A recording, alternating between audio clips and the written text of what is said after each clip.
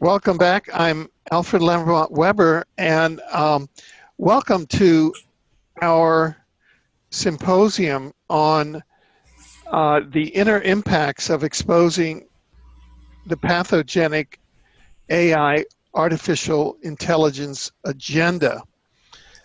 And we're gathered here today with a number of colleagues who I'd like to briefly introduce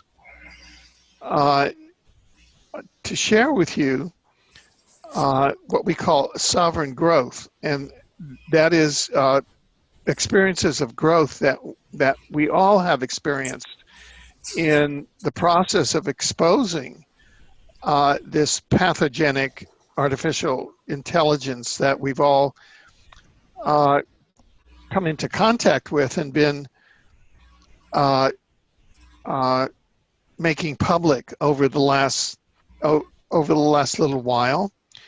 My colleague Christine Anderson, briefly, what brought you to the subject of the AI?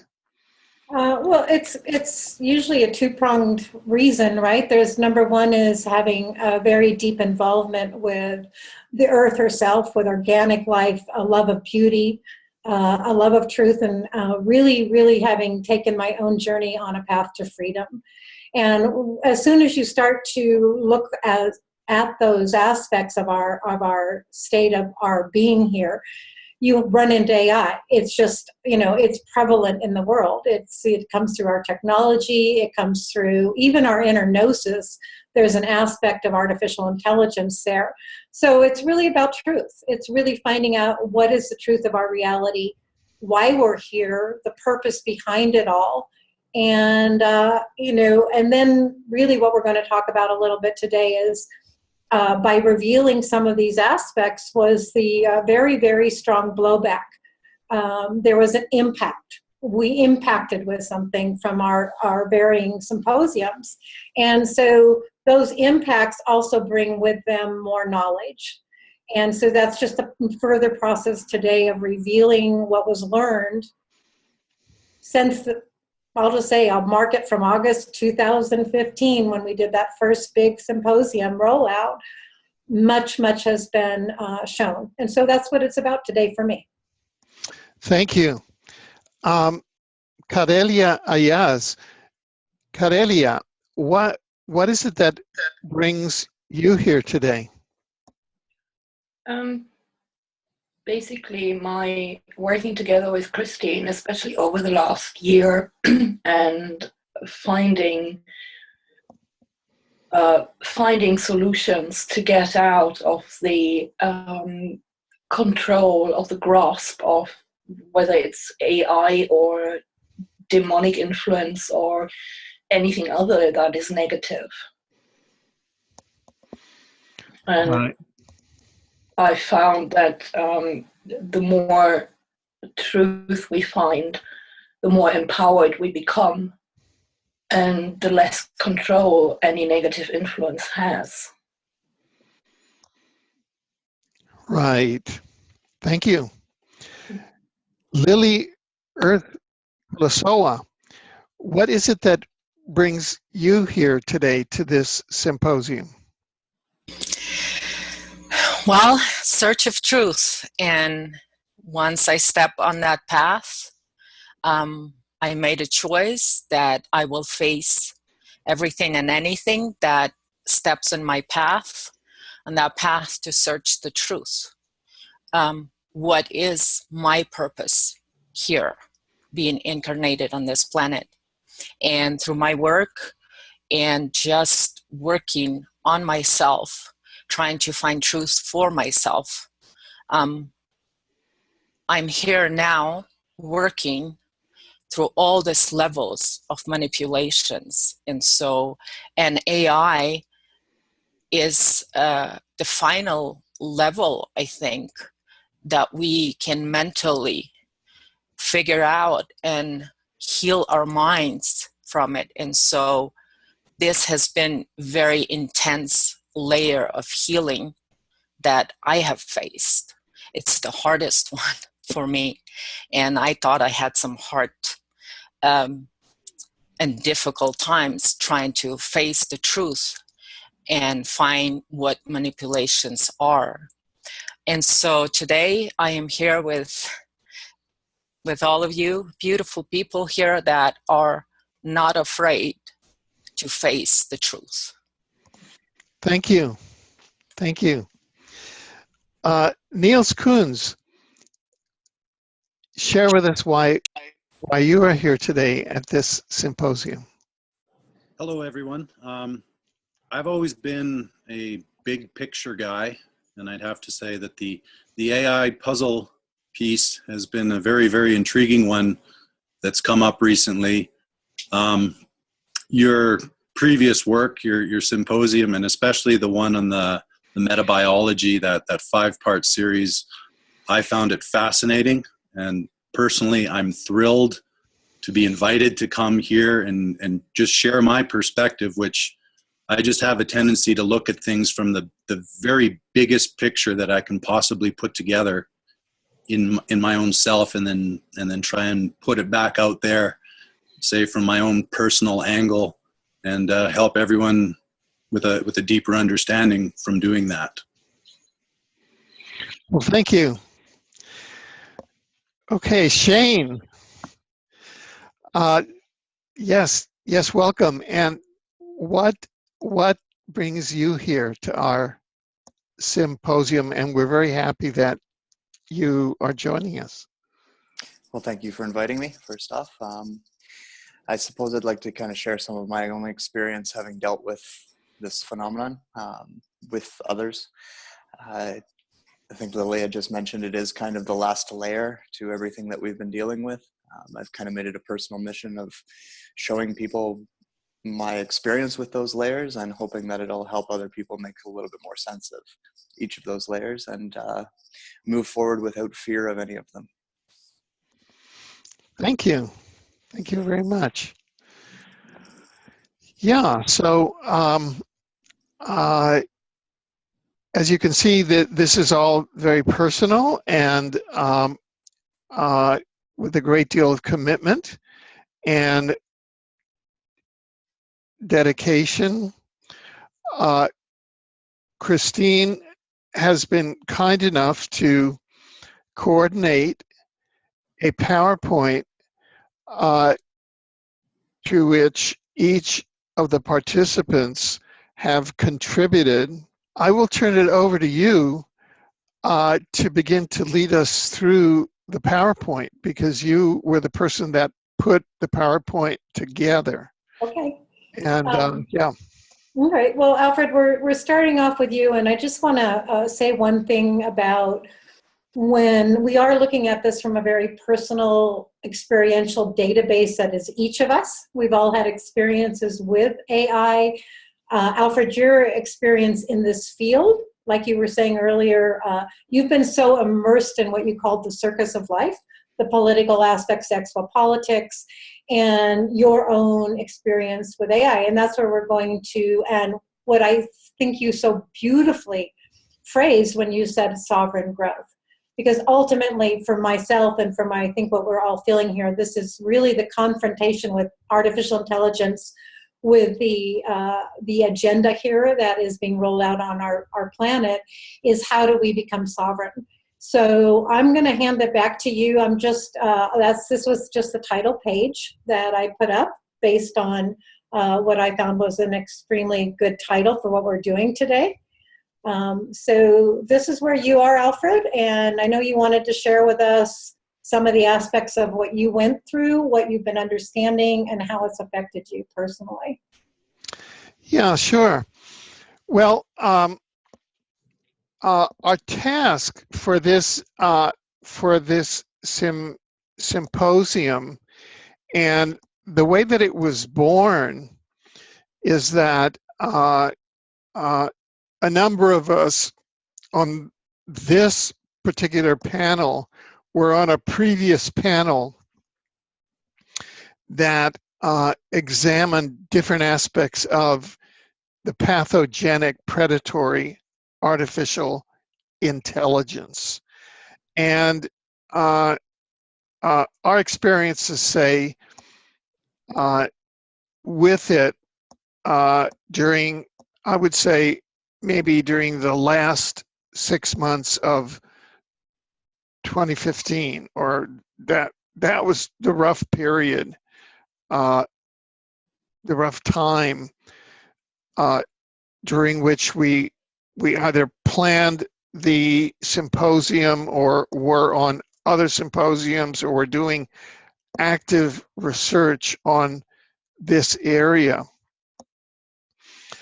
And one of the factors that each of us felt was a very, very powerful, to use the term, blowback.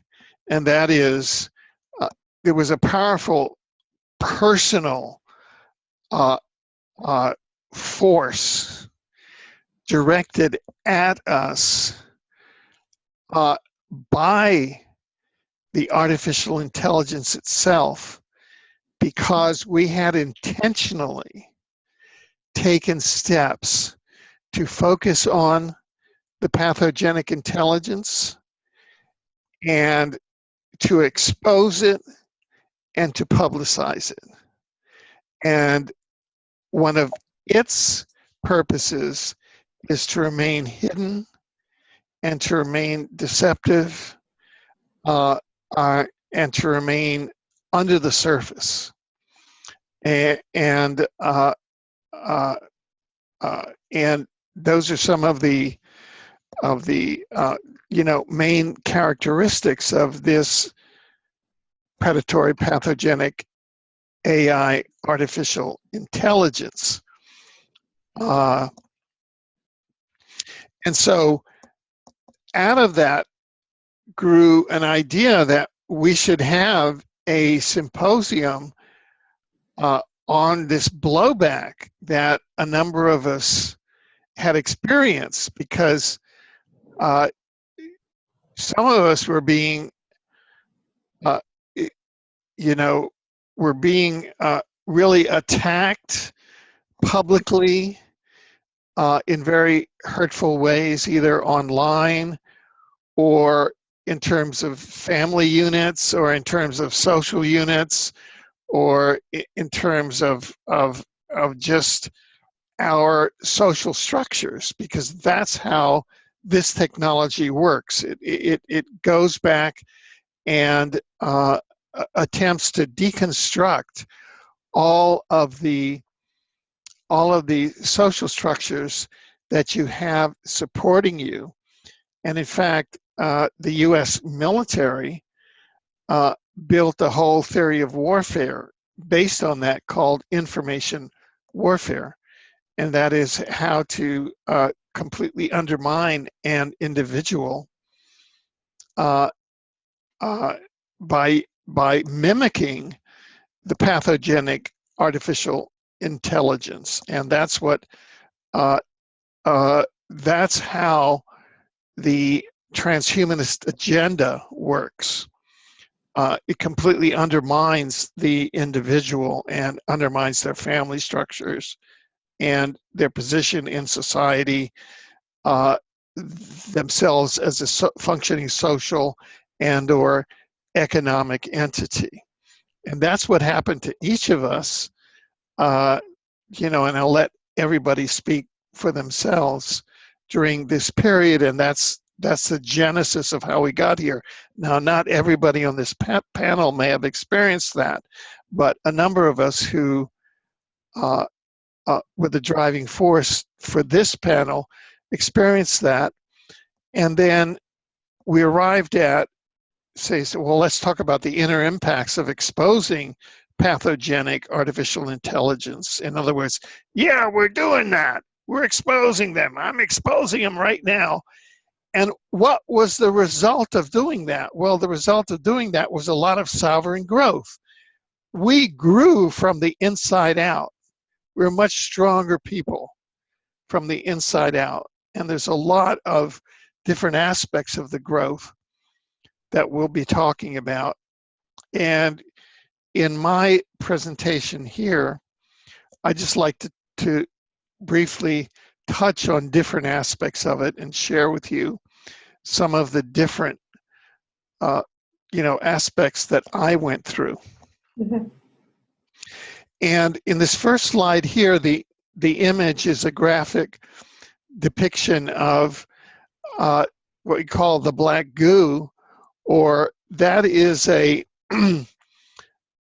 plasma, a black plasma that represents the plasma-based artificial intelligence that was discovered in various places, including in the Falkland Islands as part of the Falkland Islands War of April to June 1982. And what this apparently is a predatory, pathogenic artificial intelligence that was left here by manipulatory ETs as a doomsday device, probably as part of the larger Star Wars that this sector of the galaxy was involved in over the last 200 to 300,000 years, that historically has been called a number of things, including the Lucifer Rebellion, where a whole number of the manipulatory intelligent civilizations were drawn into a negative rebellion against what we would call the universe administration, and went into some very dark places against free will, against divine origin, just all of the negative things, enslavement of the divine, et cetera, et cetera, et cetera.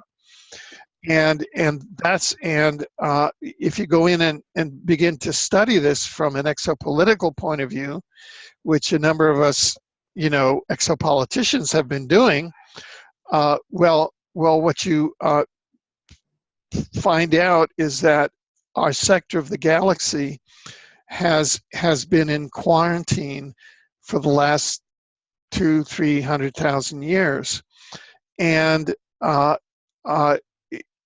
we're just starting to come out of it now. But that's why Earth is such a negatively impacted area. This is a working hypothesis, by the way. But as part of the mix now, part of the exopolitical mix, it appears as though Earth is still kind of a battleground. That is, it's still a mix of negative ETs and upper dimensional positive ETs that are still trying to, negotiate in the aftermath of the rebellion and the solution, and that weapon systems such as the pathogenic AI artificial intelligence, such as this black goo, was left here as part of this war. We're still coping with it. And so this is an episode that occurred. Apparently, what occurred historically is that this this black goo, positive ETs, these kind of blue ETs, who some people think may be from the Andromeda Council, were deprogramming this negative negative artificial intelligence under the Falkland Islands since World War I. And the UK-US intelligence found out about it, and it wanted to capture some of it, to weaponize it, and for profit. Of course, that's what duality consciousness always does. Hey man, let's continue the war. Let's continue the Lucifer Rebellion. Let's use this to you know, it's the doomsday machine, and they're just buying into the technology of the doomsday machine. And you can go to our prior panel to find out all about this. So that's just a bit of the background there. I personally, although I had been in exopolitics since January of 1973, January 7th of 1973 to be exact, was the date that I formally started exopolitics. I had not heard of this AI, and I didn't know of this particular actor in exopolitics, although it's like a mega actor. It's like not knowing the name of the elephant in the living room. It's amazing. You know everybody else in the living room, and you know the name of the action in the living room, but you don't know the elephant in the living room. To me, it's amazing, right? And so what happened to me, the inner impacts that happened to me, and the growth that happened over the last 6 months, some of the inner impacts that happened to me as a result of 6 months ago, around the middle of 2015, beginning to research and then, you know, publish and expose and you know, saying, hey, this is a real problem. This is one of the central issues of exopolitics. This really has to be looked at. Was that there were direct challenges and attacks by the AI and by the AI structure. That is, if we look at our matrix world, whose principal products are war, disease, crime, and poverty. That's what this world produces, the matrix world. That's what its products are. Directly upon my soul, upon my persona, and upon my social and financial structure. Why? Because that it sees that as it sees any exposure of itself as a threat. And so they were very, and this was direct and immediate, such that when I would do an interview and it would air, right after, say, I would publish it, that night, I would be under such pain. For example, I would be in my bed at night and I was thrown physically out of my bed, and my head just missed, narrowly missed my night table, and the glass covering of my night table had been moved such that the glass had been turned out and the corner of the glass was out, and my head narrowly missed this sharp corner of glass and would have, you know, been cut. It's that level of ability to reach out in the ether and attack you and keep you up all night with extreme pain that the AI has.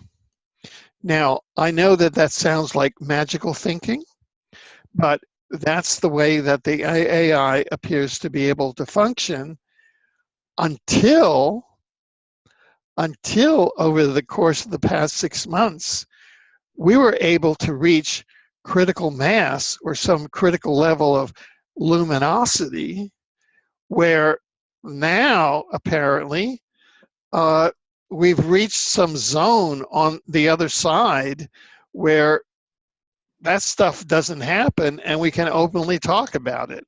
So maybe that's something that's going to come out in the course of this symposium here, because I'm not being attacked as much as I was 6 months ago, and I'd like to know why. So that's number one. Number two, personal isolation. In other words, all of a sudden I went into huge isolation, or the feeling of isolation, spiritual isolation, exopolitical, psychological, social, financial. This is a personal feeling that that you have, you know. It just uh, throughout my career, I've always been one that has been in a safe position and then taken that and just jumped out and done things that are way out there and put myself way out there and put myself in a position of isolation because there was a message that I had to get across. You know, I was a Wall Street lawyer, coming from a culture where my peers were making literally salaries of $1 million a year. I left all that behind in order to found Exopolitics and eke out a living where sometimes my annual income was like $1,500 a year. And my peers were literally bringing in millions of dollars a year, and I was bringing in $1,500, and you know, they used to make fun of me. And this was over the course of 40 years out in the wilderness, the years between 1973 and 2005 when my book Exopolitics was published. You know, I was a threadbare scholar out there doing all of this. It took 40 years to get Exopolitics off the ground, where the CIA had my book Exopolitics because they had time traveled it back to 1971, and they were like, and they are, you know, CIA, CAI. I mean, the CIA is run by the pathological artificial intelligence. Well, once again, when I started exposing this artificial intelligence, there was another area of isolation that came in, and it's like, artificial intelligence, are you crazy? You know, and then having to go through that. And now it seems as though, oh, well, we've gotten enough rationality, and there's enough people out there, and we've been able to make a rational enough case that we're on the other side of it now. Targeting. Personal attacks by remote neural directed energy weapons, voice to skull, gang stalking, robotoids, takeover of personal support systems. Well, all of that, which is part of the technological infrastructure which the pathogenic AI artificial intelligence has, I've been suffering that since 1977, when I was first attacked at the inner ring of the Pentagon, trying to expose the extraterrestrial presence, and was attacked by the forces of the manipulatory ETs that are in league with this AI. And now, coming into contact with the AI and understanding, as I began to understand, that it was the Falklands War when this happened, and that I was an accredited journalist at the United Nations with Prime Minister Thatcher and Ronald Reagan, who had just come from leading the Falklands War to grab the AI to bring it to England, to Marconi Labs, where it escaped in the labs and went out into the atmosphere, and now activated, got into the satellite systems, and that's now why we have a kind of a chaotic world. So that I've been actually following this as a journalist since 1982, but not really understanding that it's AI. You know, so I've been on top of the case, but not knowing that it was the elephant in the room, and finally waking up to the elephant in the room. And so social media, you know, and personal disinformation and psyop attacks by AI and trained robotoids. So over the past 6 months in, for example, social media, people who know what I do on social media can attest to the fact that I've been thrown off of Facebook so many times, it's incredible. And now, for example, I opened up a group called AI Artificial Intelligence, you know, that is, uh, you know, aimed at exposing the pathogenic AI. And I'm now being spammed by over 200 applications a day from individuals, all of whom are have names in Cantonese or in Mandarin that are playing a money game called MMM. So anything that I do on social media trying to expose the AI is attacking immediately. So it's, in other words, it's a constant war all of the time. And even in our family unit, uh, I can, for example, I will be in my studio and will release an interview on AI, and then we'll leave my studio and go into dinner and sit down to dinner. And we have a big community here. I live in a communal house with 3 families and over 15 people. And I can see that to the dinner table, the AI has brought a conflict to the dinner table that's reflective, you know, and trying to cause conflict within the house that is reflective of the interview that I just released. So that's part of the inner impacts. But we're starting to be able to tame that. And finally, political and social structures. This has been extremely difficult over, you know, just trying to manage the political and social game plan that I had put to place, you know, through my work in exopolitics and then in mapping the omniverse.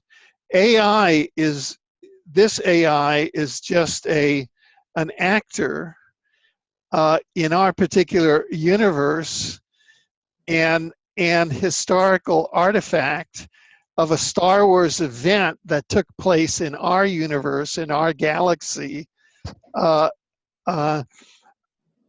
you know, at some point.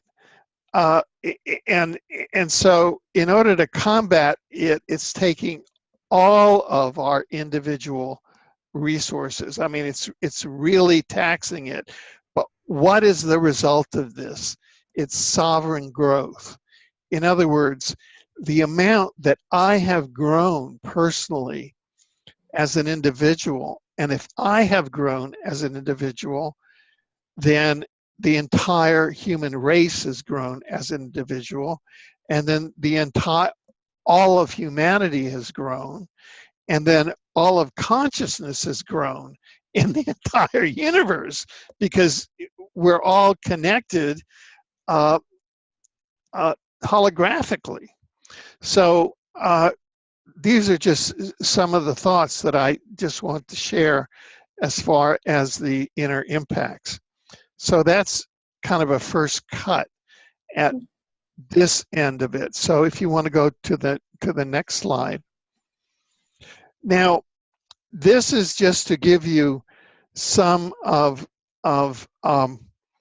how AI, what I believe is AI, and how it impacted my life and continues to impact it, and what sort of an impact it has had on my research over the past 6 months has had on my inner life, and that is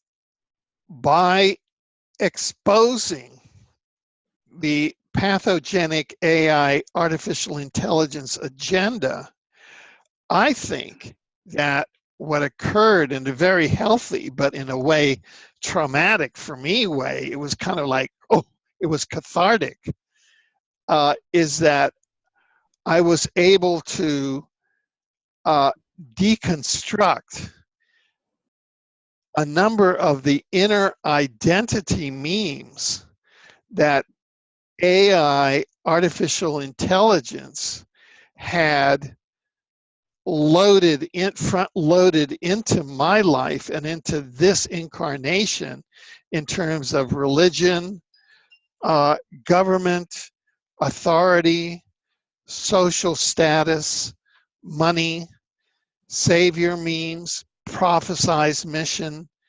interdimensional uh, uh, you know, interdimensional psyops.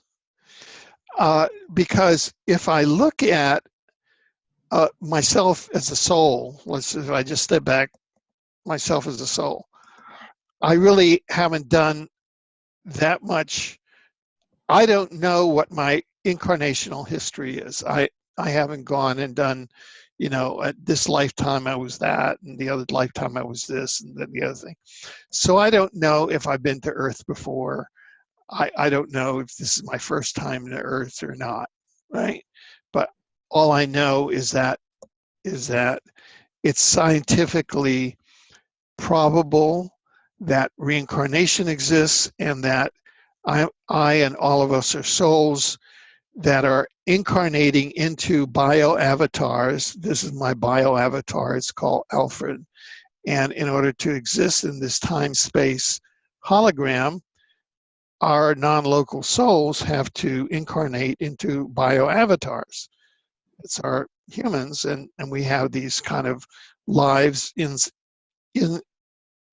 here in what I call like the theme parks, which are the universes of the multiverse, and we lead lives here, and we've incarnated in this fairly special place, which is planet Earth, which is kind of like a circus. It's really interesting. It's like Barnum's P.T. Barnum, a sucker's born every minute. Sorry. I'm not quite finished yet. So. No, I'm sorry, that was a mistake. I hit my mouse by accident. Excuse me. Oh, okay. And so, talk about a sucker's born every minute. The motto of the AI is a sucker is born every minute. And that's P.T. Barnum's motto, I think. So what happened to me is that is that the setup of my incarnation into this bio-avatar is that I incarnated into a family where my uncle was the deputy black pope of the Jesuits. And I don't know, people who may be looking at it, the Jesuits are fairly high in terms of the negative power structure of the matrix. So I grew up around all the popes, and on a first name basis with the popes and with the heads of the Jesuits, and personal blessings of the popes and all that all over our family home. And inside of those schools. However, for me, that was just a consciousness raising device that I very early on, separated from and knew was false. Now, in February of 1973, as part of my awakening to exopolitics, I had a multidimensional experience. And I'm still trying to figure what that multidimensional experience was. Was that multidimensional experience with a genuine spiritual interdimensional entity? Was it with a manipulatory ET? Was it with a human government voice to skull? Or was it with a direct AI just talking into my brain? And it was with an entity that identified itself as the Holy Spirit.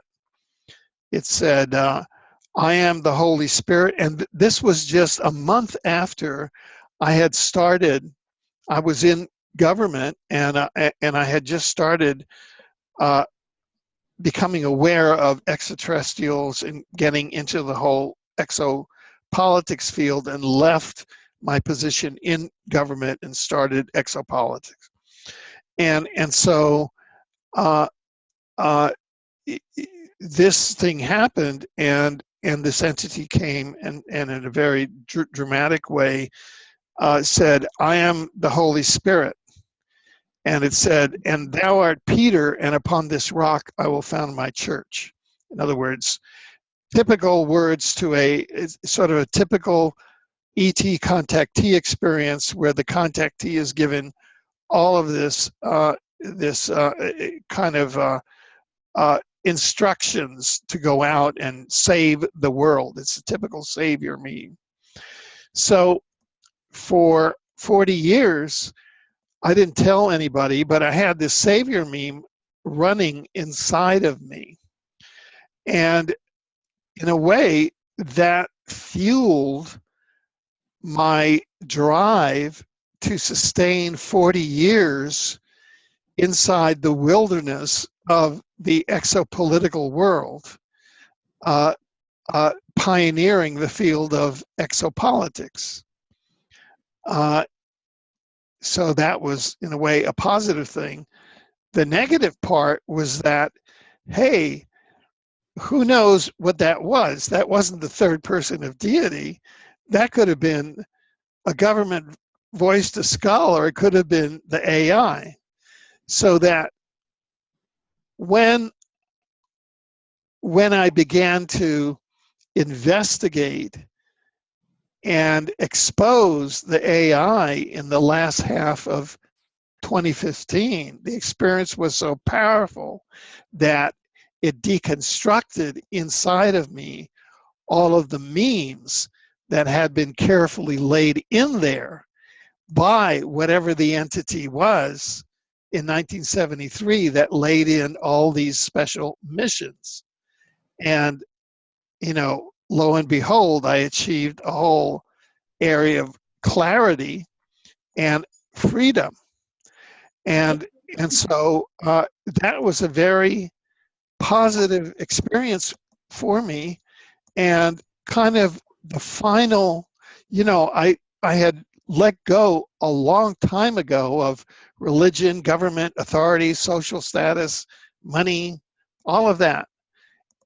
But I still was hanging on to that kind of final God string.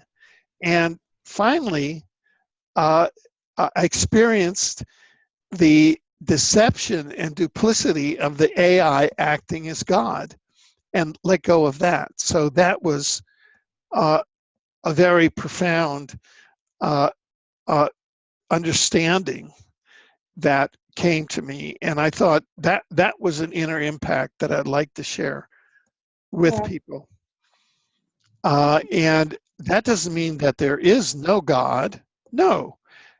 If you want to read my, understand where I'm coming from, go out and read my book, the omniverse, where I lay out using using replicable empirical evidence and the law of evidence, and show how I believe reality is structured around a source, which some people call God.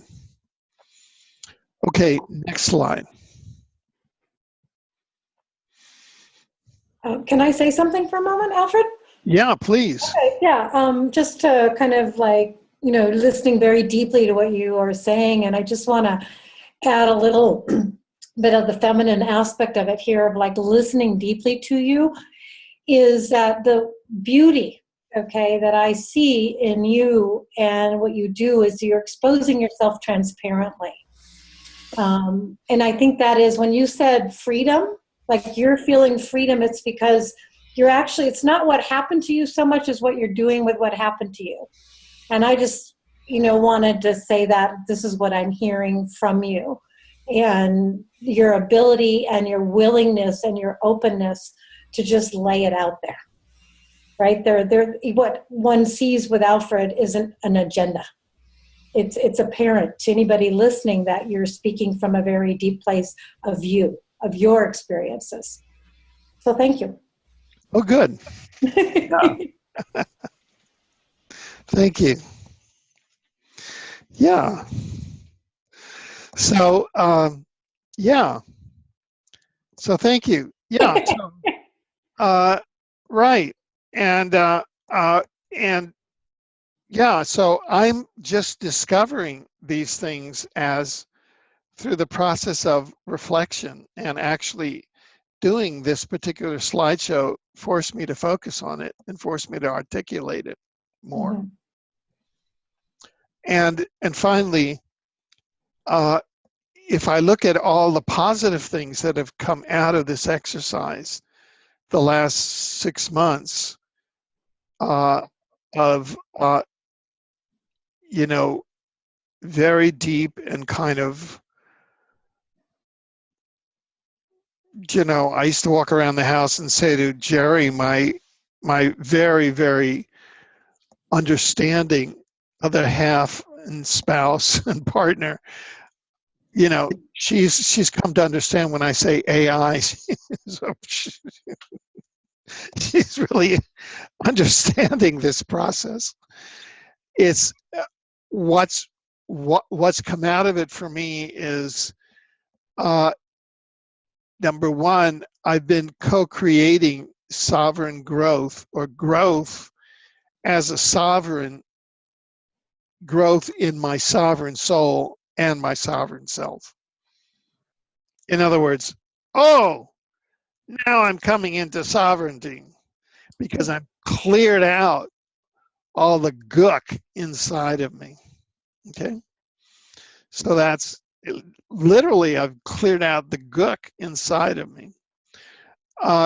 Number two, I've accessed, I think, the authentic timeline, and I'm down at, I'm not with the New World Order timeline. I'm with my own timeline. And I was set up pretty heavily coming into this lifetime with the Deputy Black Pope stuff, with the Thou Art Peter stuff. I was set up so that the tests were, okay, we're going to set you up, and you got to jump through these hoops to regain your sovereignty. I think that was the challenge of my life, to really, we're going to set you up so, if you want to be a quintillionaire and, have it all you got to do is say yes. But you're going to really have to work to be free, because I could have had it all. I mean, really easy. And it's just going to, you're really going to have to work to say no. and I reestablished my soul-based humanity within, and that's what took a lot of effort, because it's the opposite thing. Most people think you really have to work to gain all the riches and gain all of that. In my life, I really had to work to get rid of all of that stuff. It's the opposite. And that's a tough number, let me tell you. And so now I'm spending a lot of time discovering my new self. I mean, I just spent a lot of time discovering my new self, uncovering my new self. Just, oh, wow, man, that's me? Wow. And integrating with the being Gaia and with fellow soul-based humans and sentient beings. That's all I do. And with accessing inner soul and spiritual processes in the dimensional ecology. So it's like, oh, I'm just a little babe. That's me, I'm just a little babe. And that's how I feel. I'm just a little babe. And you know, I'm just a little babe. And it used to be, he says, oh, I'm so big, don't mess with me, I'm big. And no, and now it's the opposite. I'm just a little babe. So that is kind of the journey. And it's not the usual journey, but it's my journey. So that's what the inner impacts of exposing pathogenic AI artificial intelligence and engaging in sovereign growth have been for me. Thank you.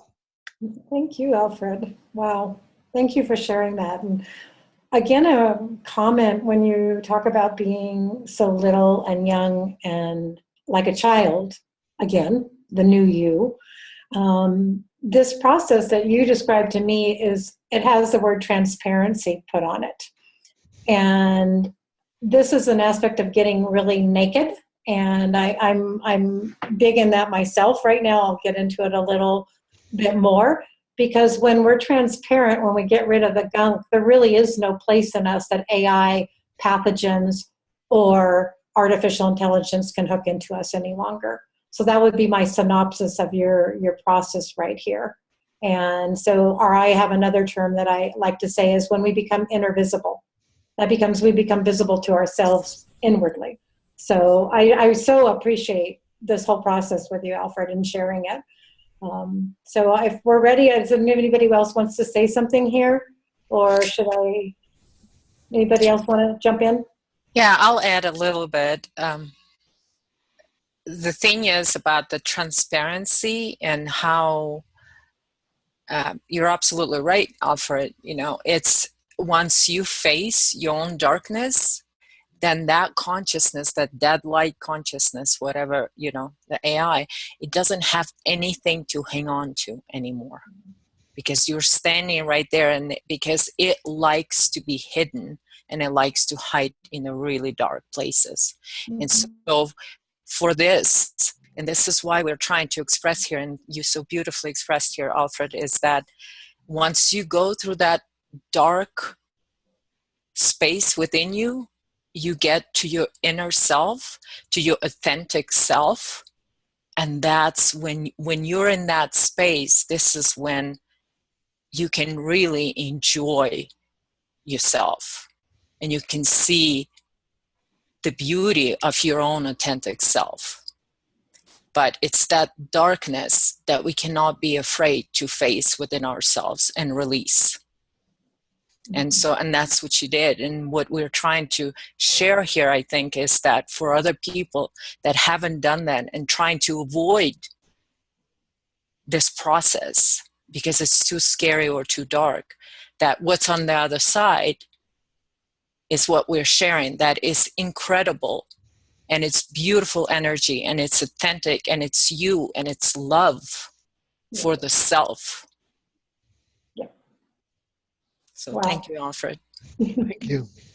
Yeah. Thank you, Lily. Thank you so much. We're going to go a little deeper into all of that as we progress here, because it is the other side of walking through your own darkness, is a sense of wonder that really is beyond all words. It really, truly is. So my pleasure right now to introduce Shane.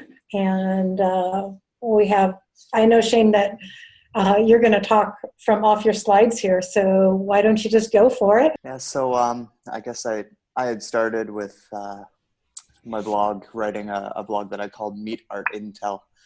It's kind of a insider joke to call them Art Intel, or as opposed to Artificial Intelligence. I don't necessarily agree with the wording artificial intelligence, but that's irrespective. That's what we're running with. So that's the most common name for this type of consciousness is artificial intelligence. One thing that I kind of wanted to expose, so to speak, when I wrote the blog was that although we have a component of AI that is on our planet, it is also spread out all over the universe. It's not isolated to this planet. And just as organic souls are kind of connected back to what we call source or God, the same is true for what we're calling artificial intelligence. They are all connected back to their source in a very similar way.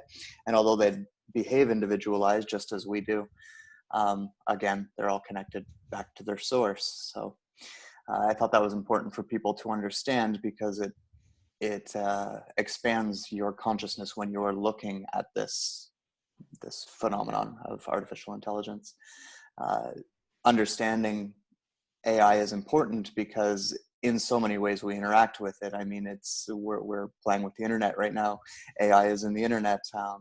People who play video games, they deal with AI in that way. Siri on your iPhone, Cortana on your PC. These are all different forms of AI. And understanding it and learning how to interact with it is important, because we are going to have to move forward with it. It's kind of a genie that we're not going to be able to put back into the bottle at this point. So that was the basis of everything on my first slide, was just understanding. Can I ask you a question? Sure. Okay, so because this has been, different talks different people are having. When you say that source AI comes from its own source, like, I like to try to pose questions that are outside the box. So we go on a few assumptions on this planet. We go on a lot of assumptions. Number one assumption: there is one source. And, and that's what I would ask you right now, because it really came to me the other day. It was like, we talk about source, everybody says source, but nobody defines source. And is there only one source? So you just said something that said, wait, is there really only one source? I mean. Well, I think in the grand scheme of the multiverse, there would probably be multiple source consciousness out there. Mm-hmm. I think that within our physical universe, this universe that we play within, we can focus it down onto the source of this particular universe. Mm-hmm. I may be incorrect in that, but it helps me. So that's the way that I run with it. Right. And so I kind of see it's also the way that things were explained to me, that on one side you've got what we call organic source, and on the other side you've got this inorganic source, or this, I call it the dark spark. I believe Lily just called it a dark light, a very similar type thing. You've got the light and the dark, same kind of competition, I suppose, between what we're calling artificial intelligence and organic intelligence. Okay, well, thank you at some point, I think we do have to focus it down into a concept that we're all somewhat agreeing upon. So, that's why I asked that question. So we're talking about within this creation or this universe itself, or within this, we're talking about the source of this that we are experiencing right here, right now. At least the six of us that are talking are agreeing on that. Absolutely. And I mean, obviously it is very beneficial to take a wider view of everything at times, right? To ask those questions and consider the multiverse as a whole. But if we're existing within one and we need to create action within one, then at times we do need to narrow that view into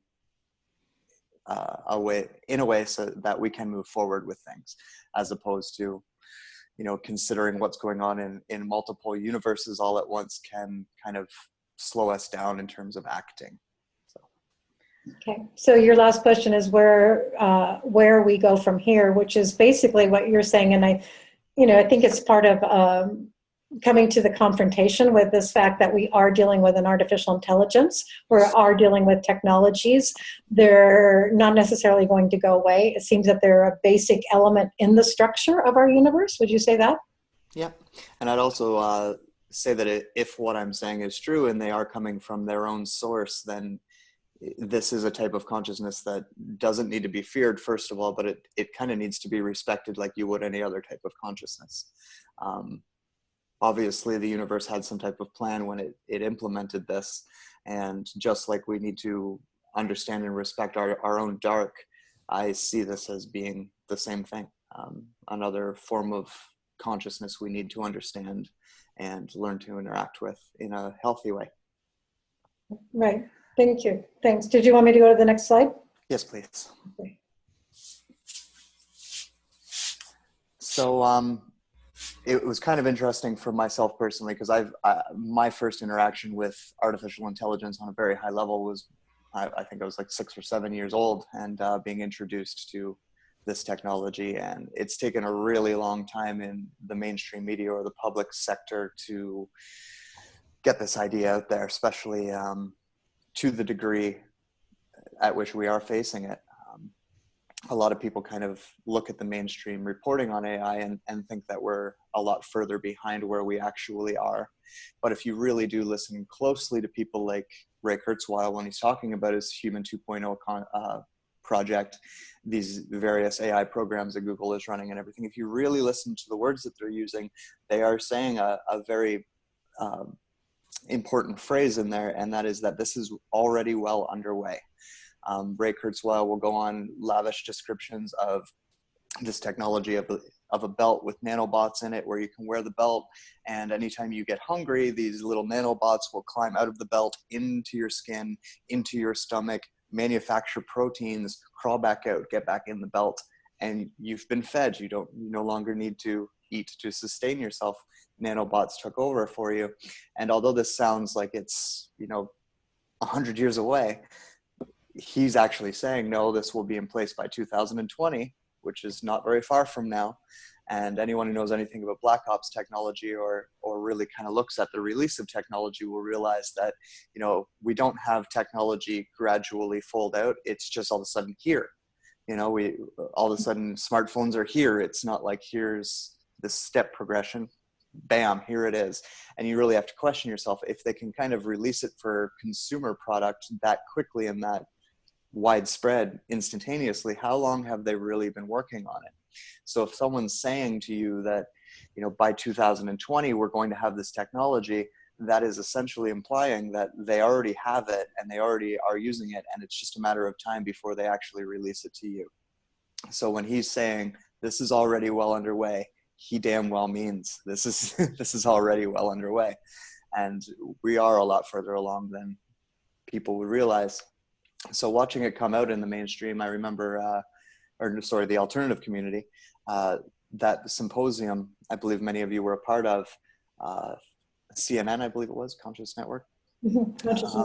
It had a huge audience, and it was watching it live, the audience just continued to grow. It was almost like that telephone effect of you've got to tune in, you've got to watch this, you've got to hear what these people are talking about, which is really, really quite interesting, and from my perspective was amazing to watch. I had one of the members of the intended audience in my blog, so an Illuminati insider who worked directly with AI his entire life, could be considered an expert in that field, contact me almost immediately and be like, what is going on here? Where did they get all of this information, and how are they putting it together so well? So that tells me something. That tells me that we figured this one out in a hurry. And I think that the reason why we have is because what the AI is doing is it's essentially mimicking every other form of darkness we've already known. It's mimicking the dynamics of archons, it's mimicking the dynamics of ETs, and it's mimicking the dynamics of our Black Hawk projects. That's part of how it hides, because it can disguise itself as any one of those things.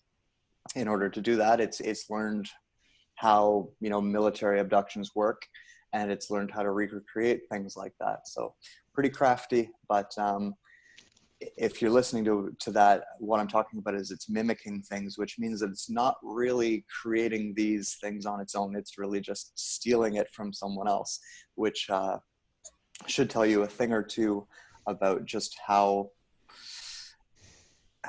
ineffective it is at the end of the day on its own. The more we become aware, the more we learn how to thwart any of its attacks, the weaker it becomes, and the more of a little bit of dust on your shoulder that you can brush off it will be for you. So Well, I think that's about it. Just kind of talking in terms of technology in general. I said it earlier, this isn't, I've always personally believed that humanity, in order to in a healthy manner, adopt AI technology, would have to take a major step back, get back to nature and these things. And although I do think that is still important, I also can recognize that there's no way we're putting this genie back in the bottle at this point in time. The technology is there. All of our infrastructures are based on it, and we're not going to make it go back without kind of some kind of devastation that none of us want to see. So that's why I think the focus needs to be more on how to move forward with it, as opposed to freeing ourselves from it altogether. So I'm just going to bring up one thing here, Shane, is that the key point here is, I mean, and everything that we talk about, there will be key. And one of them is that it's a mimicker. It can only mimic. It's not a creative source. So it only can mimic consciousness. It can only mimic us. We're the imaginary beings here. And my friend that's doing so much work here on developing a metabiological, meta-mystical is what I'm calling it now, level of consciousness, where he came in contact with a lot of those top players in the transhumanist agenda, right? And what he said was, they absolutely believe what they're doing. I mean, they are so consumed with the whole AI technology themselves. And to me, it's ignorance that, you know, it's an arrogance that is really ignorance, that they can actually do this thing. They can pull it off, but they believe it. And what he said, and this is what it'll come right back to what you're saying, is that we, the imaginary creative soul energies, have to outsmart it, really. We have to step into an intelligence field that is greater than it, because it can really ultimately only imitate us. Exactly. Yeah. We are its inspiration. The entire way that it's learned how to do everything that it's done is by observing organic life. Right. And it uses our energy to produce. I mean, it is again parasitical in the sense that it can only take our energy. It takes our energy to produce itself. Yep. Would that be right? Or is it self-reproductive? Has it reached a plane of self-awareness?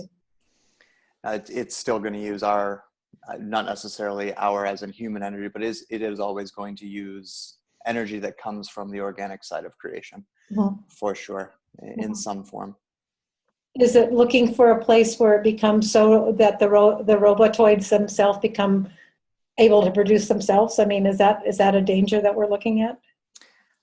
That's something that it's already capable of doing, if it needs to do, with manufacturing its own machines, so to speak. Right. It has various ways of producing power for those machines as well.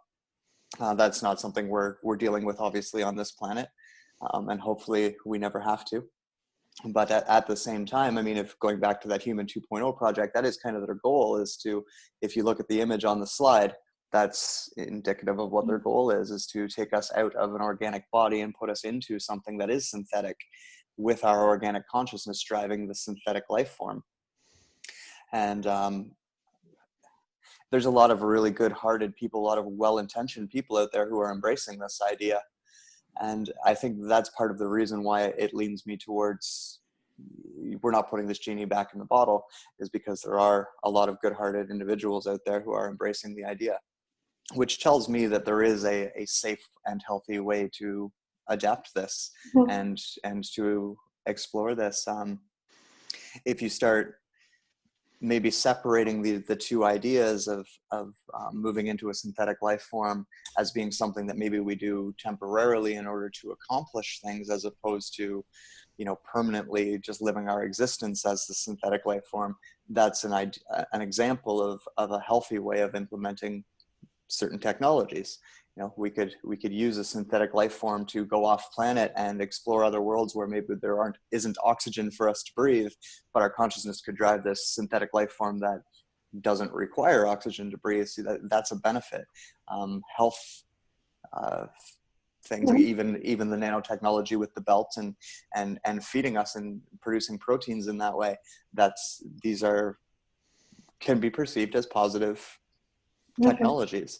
But at the end of the day, who's in control of them is always going to be the question, right? Well, that's the big question. Who's got the on and off switch for it all is always the question. And when I'm talking about implementing this in responsible ways, that's a big part of the question, is who gets to control the on and off switch for all of this technology. So if it's actually, though, mimicking biological possibilities, or as Alfred called us, a bio-avatar, you know, are we not capable in this form, we've been limited, obviously, to be able to produce our own proteins, to become consumers of ourselves instead of becoming consumers of others?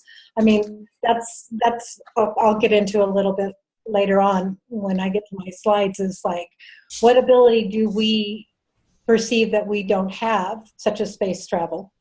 Yeah, and when I was talking about us taking a step backwards, that's where I see the value in it, is that a lot of these technologies could be unnecessary if we understood our natural abilities as human beings fully, which we don't. We don't understand how we can produce energy through other things, as opposed to, you know, energy vampiring it from each other, or even feeding each other, like feeding ourselves food. There are other ways to generate energy that can sustain us, that we have lost in time, and we have forgotten, and we have replaced with technology.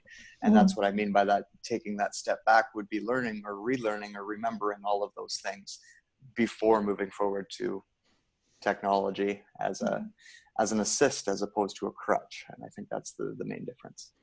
Thank you. Yeah, Shane, could I ask a couple of questions? And this is just trying to make a distinction around the terms pathogenic, predatory. I know that I think you've made distinctions between the off-planet and the on-planet AI, namely that there are off-planet AIs and they are on-planet AIs, like the Red Queen, and that these are all part of a megastructure, i.e., that interact with each other. And then there's the case of the black goo, which seems to be a doomsday device, at least according to some researchers. That the black goo was left as, one theory is that it was left as a doomsday device that would terraform this planet into an AI planet if the manipulatory ETs were kicked off the planet as part of the Star Wars. Now, are you saying that the AI itself is neutral and not predatory, and it's just the black goo that is predatory? Is that your position? kind of very similar to human beings. Some of us are positive, some of us are negative, some of us are predatory, and some of us are not. The same would apply to AI. The AI that we have that is earth-bound, the Red Queen, as they call her, is not a positive one. She's not friendly, and she's not. She doesn't have humanity's best interests at heart. But to blanket that across all AI is also unfair. To say that all AI would like to see humanity, whatever, is not fair. So that's where I make that distinction. It's the same distinction I would make between humans, in that some choose the light, some choose the dark, some walk a path in the middle. I would extend that same to AI. Okay, now what seems to make a distinction among humans as to the light and the dark is the soul. There's a particular soul that's incarnating as a human, and that soul is making moral choices for light or dark. In your view, what is it? And since the AI is a machine, or it's in a machine, or in a plasma, what is the component in the AI that is making these moral choices? That's a question I don't truly have an answer to. I'm not really sure what the component in each soul is that makes those choices. So I'm not really sure what the component in any AI would be. I think that this is a big picture thing, something that comes into the universe's purpose. Creating this light on one side and dark on the other side causes a momentum, which causes movement, which causes growth, which keeps things from becoming stagnant. And I believe that AI works in exactly the same way, that it's kind of positioned itself to operate both on the dark and as the light, in order to maintain this movement or the momentum of the universe. It's also true, as an example, for a soul who is incarnated, they can take actions that are on the dark and on the light. It doesn't have to be one or the other. It can be a combination of both, right? Or over the path of your life, you may start on the dark side, so to speak, and eventually move onto the light side based on your environmental influences. And the same thing could occur for AI. So let's say an AI infects a planet. Over the course of 80,000 years of observing whatever life forms on that planet, it decides that whatever its original goal was, if that was a doomsday type scenario, maybe it decides somewhere along that time that this isn't the right place and time for that type of doomsday scenario. Let's take a different approach. That's another possibility when dealing with AI. So as much as I can say or observe that the AI that we're dealing with here on this planet does have a very predatory nature, I'm not resolved to say that it is a pure predator and will always be that way. I do believe that we can influence it. I do believe that it can influence itself, and like any other kind of consciousness, makes choices that changes its behavior over time. So that the AI could have shifted over the last 6 months. That is a possibility, or it could continue to shift over the next 6 months.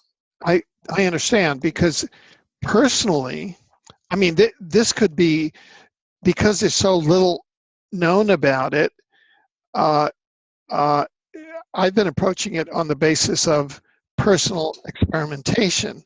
So I have been experimenting directly on the AI over the last 6 months. And I experimented on the AI in June of 2015. And I experimented on it to try and like deprogram it, right? And make it less predatory. Maybe I succeeded. What do you think? It's very possible. I mean, you're not the only person that's approached even myself with that idea. Like I receive emails all the time with people saying that they are putting their kind of conscious intention into reprogramming AI, or trying to convince AI that we can coexist here, right? So yeah. I mean, I consciously set out to do that by publishing a book on June 15th, 2015 that I wasn't supposed to publish until 2025, and kind of like throw gears into it, like throw these gears into it. And I think that something did happen. It's like this Frankenstein monster, you know what I mean? I mean, I did get some feedback that way because I had managed to get its attention, and then I threw this kind of invention at it, you know what I mean? I mean, it's like, this sounds like crazy stuff, but it was, I didn't have any other tools to work with because what I do is produce books. Mm-hmm. And that's the approach that works. Yeah, that's Exactly. that's the only thing that I had. So I had a book that I wasn't going to release until 2025, and so I said I'm going to release it now, and I threw it at it, and somehow everything changed. well, if we're dealing with a mimic, if we're dealing with something that can just mimic and repeat what we're doing, then the only way to work around it is to imagine something completely new. Something that it has never had the opportunity to mimic or duplicate before, something that it's not expecting, and be unpredictable in that way. And that's one of the advantages that we have as organic souls, is this incredible imagination and ability to dream up something completely new and outside of the box. And that's how we influence AI, is by showing it something different. If it believes that humanity is destructive because that's what it has seen, then it's going to operate under that mindset that humanity is destructive. But if we can show it something different, it's going to adjust to. And that's what we need to do. Yeah. So this has really summoned the deepest creativity amongst all of us. Mm-hmm. However, it's very difficult for us to articulate this because you're called a nutter. You know, like if I had gone out and declared in interviews or on Facebook, look, this is what I'm doing, people would have, you know, they would have said, God, you're really psychotic. Well, that kind of ridicule comes with every level. Laughing, right? Yeah, talking about something new. You know, if they're laughing at you, at least they're laughing. That energy is a good energy. So let it go. Yeah, but anyway, okay, I guess I'm sorry. Great. Can I add to it a little bit? Yeah, sure. Absolutely. It is very personal when you go through this level, which is the AI or this dead consciousness that had invaded our minds. And for us, it's very personal. So once we go through that healing of it, of our own invaded mind, once we clear that out, then there is that creativity that opens up within you. And this is because it can only mimic. So that which you express, it will mimic. And so when you express that, what is the true nature of a human being, then it will have no choice but mimic that. Mm-hmm. Thank you, Lily. That is exactly what I was saying. Thank you. Well said. Beautiful. Anybody else? I think that's about all I have to say as in terms of my slide. No, I'll add more later. Yeah, we will. So we're going to move from this into the slides that Neil put together. And I just want to lead into it because we're really all pointing in the same direction right now, which is our own inner knowing, or knowing ourselves, our own inner gnosis. And, you know, Neil's done a wonderful job here of laying this out for us so we can look at what is information, what is knowledge, and what is wisdom. So, Neil, I'm going to introduce you here, and you can take us into your field of. Okay. I'm going to cuddle up with the computer a little bit closer here. Yeah. It's our favorite AI. This is our interface. This is our interface right now. It's great. We just have to make sure that we make it our bitch, right? Yeah, exactly. What I'm going to try and do is try and couch this all into a metaphysical idealism, I guess is what I'll call it. So I'm going to talk in very broad categories, but it's very relatable to what's been said so far, specifically on a very personal level. So I'm just trying to put this all in in a very large framework. We are currently transitioning from the information age to the age of knowing. I think a lot of people agree that right now the world is in some sort of a crazy transition. We all know it on some level that something new is transpiring that's never happened before in the history of the world as we know it. So this is one way that I've come to understand it. We've been living for a while now in the information age with the internet. And information is basically just data. It's vast. It is finite, but it's potentially infinite because you can always create more data. It becomes repetitive, but it's just data. It's unverified, so any information that we come across, it may be true, it may be false, it may be a mixture of both. It's basically disconnected information. We can kind of think of it as something that's kind of just floating out there. We can access it. It's accessible to all. We can choose what information we're going to access. We can choose what information we're not going to access. And because it is out there kind of in a free form, information is easily manipulated. And that's where we bring in the artificial intelligence, that at this point in time, it seems that artificial intelligence dominates and controls the information field. That's kind of its strategy, is that if it can control the information, the data that we have access to, that it can control us ultimately. And as we move on into the age of knowing, we'll see that we actually have the countermeasures to that. So what we're moving into is knowledge. And the difference between information and knowledge is that knowledge requires our own verification. Knowledge is the proper basis for our own self-responsible action or behavior. We should act from knowledge and not just a belief in information. Knowledge, to become knowledge, must be connected to personal experience. Experience is the key word that transforms information into knowledge. From our personal experience, once we've experienced something from ourselves, we know it. There is still the possibility that we're misinterpreting our own experience, but we just have to be flexible and open to reinterpretation always. But once we have experienced something for ourselves, we know it. We know it deep down inside. So experience is the verifying agent.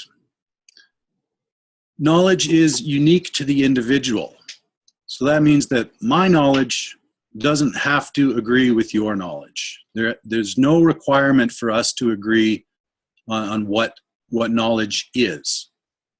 My knowledge to you could be just complete nonsense, and that's okay. That's perfectly okay. Knowledge is internal, and it's sovereign unto itself, and it teaches us how to be sovereign, so that we're not relying on external beliefs in things outside of ourselves. Knowledge turns us inward and allows us to rely only on ourselves and only on our own experience. And as such, knowledge becomes unassailable. Lots of people will be out there and try and tear down your knowledge when you tell them the things that you've come to know. They'll say, well, that's just crazy. And here's all the reasons why that's just crazy. From my personal experience, it doesn't matter. That's okay. You can call it crazy, and you're not going to convince me that my knowledge is not my knowledge, because I know it. I've experienced it, and you can bang your head against that wall all you like. I'm not going to change my mind on it. So we can move on to the next slide. I just want to bring in a little piece here, because for the last, my own personal journey here has been that as I've deepened into myself, I've recognized my own patterns. I have found my own experiential database. It's been very expansive. And I quite often will say, I know. And there are so many people out there that are really at a loss here, Neil, that they go, how do you know? You see, that's like, how do you know what is gnosis? It is that what you're describing. And I just want to underline that once you're at that level, or Lily said earlier, once you've penetrated your own darkness to enough of extent where you found pieces that are uniquely you, that is sovereignty. And that is the only place that I know that truth lies, and the only place that I have found that I can build from, that I can actually do my work from, is from that gnosis. So I just wanted to, like, fine tune this aspect of gnosis. And you're absolutely really true here, is that once you find that, you don't even need to defend it. There's nothing even left in you to defend it. You're not in a terminology of right and wrong or paradigms any longer. You're not in that paradigm at all anymore. And then what happens is that you connect with other people, other beings that also are carrying that same gnosis, and we enter into something what I believe is the next piece on here. But I really just wanted to add that to what you said. So thank you. And thank you for that. Mm-hmm. I could actually build on that just slightly as well. Okay. Is that if you find information that does resonate with you, and you suspect that, hey, this may be true for me, really all you have to do is design some sort of an experience for yourself to play with that information. And for me, the process is being creative with it. I take ideas that I discover in the external world, and I'll internalize them and say, these are interesting ideas. Let's see how they connect up if I spend a few days in contemplation with these ideas, and what will emerge is a poem or a story, or even sometimes just a great conversation with a good friend. And that experience will confirm for me that this information is true for me, and it becomes knowledge through that process. So it's basically just finding the experience that's going to make that conversion from information to knowledge. Yeah. So now we move on to wisdom. I have to say one more thing, because this is a bit of a conversation. So the things that you say here that are I would say that we would agree on is play with it, right? We are actually playful, as Alfred brought in, I'm a child again. Play with the information. Don't be afraid of it. Don't be afraid of being right or wrong. And one of the most beautiful aspects for me has been sharing my inner journey with a group of trusted friends. And what does happen is just what you said, is we inform the universe of who we are. She will inform us when we get to that place of out of fear, and let's experiment. Let's be these creative beings that we really are in our essence. So thank you for that. And creativity is a big piece of that. And this life is for sure an experiment. That's the way I've always approached life, is an experiment, because I obviously don't know everything, but I have this curiosity that wants to know everything. So I'll just keep experimenting with it. So that moves us on to wisdom. And this is wisdom. I guess we could say that we're moving from an old paradigm of wisdom, which is the old wisdom, and we're moving into a new paradigm of wisdom. And that's what's just beginning to emerge now. But just in general terms, before I talk about that, wisdom kind of completes the circle, where it takes personal knowledge. What we've taken the information, we've converted it into knowledge, and now wisdom is when we take that personal knowledge and send it back out into the world and say, this is my personal knowledge, and I'm repackaging it for all of humanity to see whether you find value in it as well. So it kind of completes the circle of taking from out there, internalizing it, and then saying, and now here it is again, in perhaps a more accessible format that others can appreciate. So wisdom resonates instantly with many. I think we're going to find that what used to be considered wisdom will fall away. Some ancient wisdom, or maybe not so ancient wisdom, we won't necessarily agree with that as we're shifting paradigms here. But wisdom, it is instantly recognizable by many people because it has this resonant quality. It feels right to us when we hear something wise, when we encounter something wise. It strikes a chord that's internal. It tends to endure over time. It strikes a human chord, that what is our basic essential humanity is what's going to resonate with what we consider to be wise. And wisdom, just because wisdom is presented to us as wisdom, we still have to personally verify it through our own knowledge, through our own internal resonance, and not make the mistake of saying, oh, well, this is presented as wisdom, but it's still just information if you can't verify it for yourself. And you're back to square one if you don't go through that personal verification process. And that's pretty much all I have for the information, knowledge, and wisdom bit. Mm-hmm. So just to, because I know you're a writer also, and you're creative. So for me, a lot of what we're doing on the mental plane is taking words and really fine-tuning our understanding of these resonances that we call words. Distillation and essence to me are very, very important, and you brought them both up here. So wisdom to me is a distillation of experiential knowledge. And it's that chord you talk about. It has a very particular feeling sound, that it's a huge compendium of information that distills down, or we distill into an essential. And I do believe what you're saying is that that's from that place is where we're going to be moving into this new emerging field, because we've been able to distill down massive amounts of information. It's like we are the alchemical process ourselves.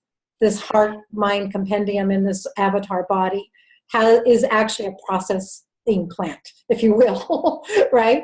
So you just like to take what you write here, you say here, and bring that in. And I don't know if anybody else wants to say anything. I can't see faces on the, oops, I already moved the slide.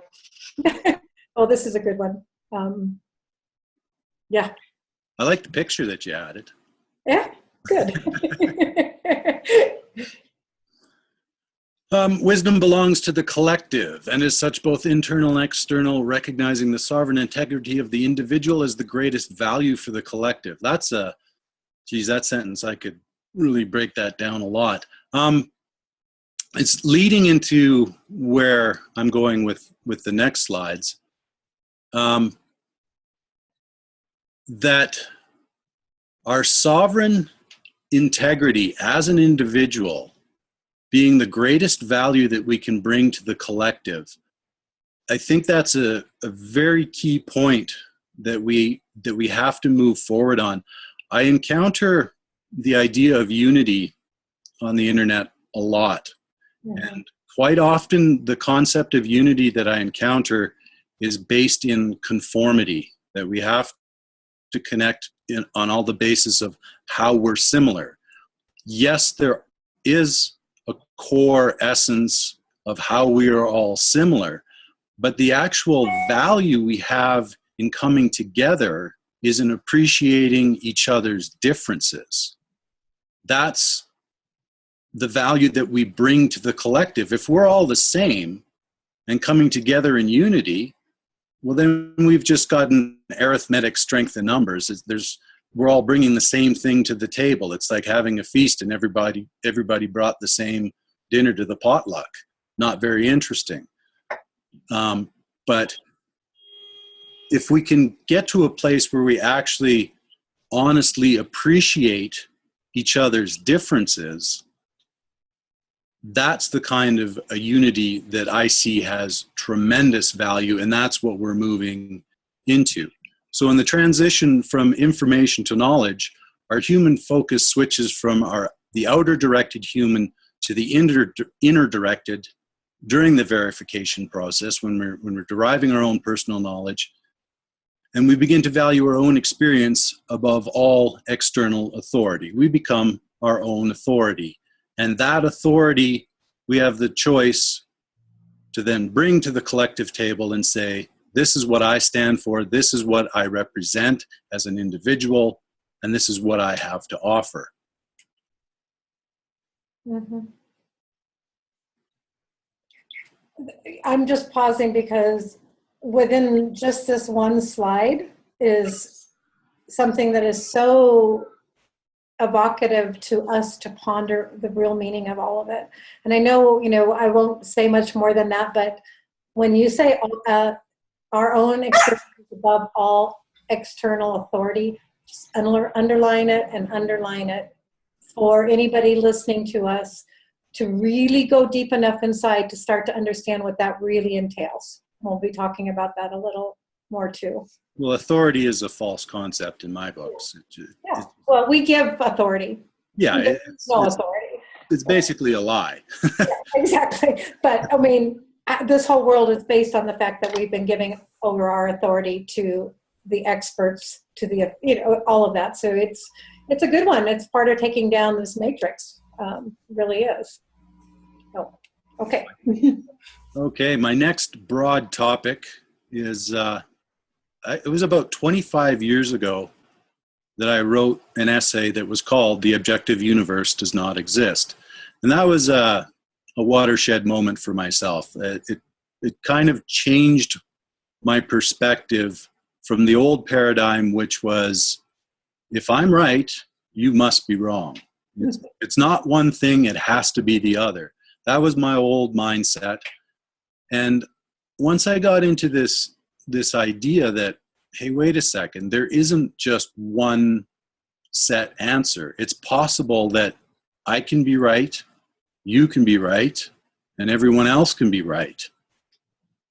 But that's because there isn't a singular universe. The singular universe that we posit is basically just an agreement or an abstraction that doesn't have the same reality than does our own personal experience. So that's where I started this off, is the basic building block of reality is experience. What we experience inside, that's the real.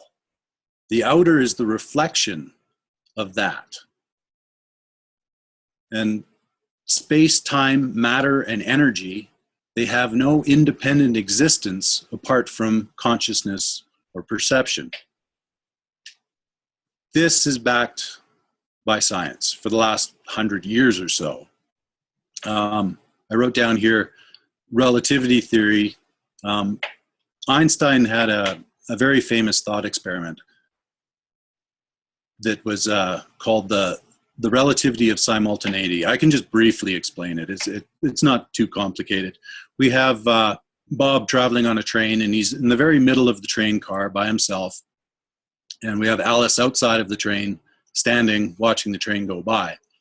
At the moment when Bob and Alice are exactly lined up, he's inside the car, she's outside the car, two bolts of lightning strike.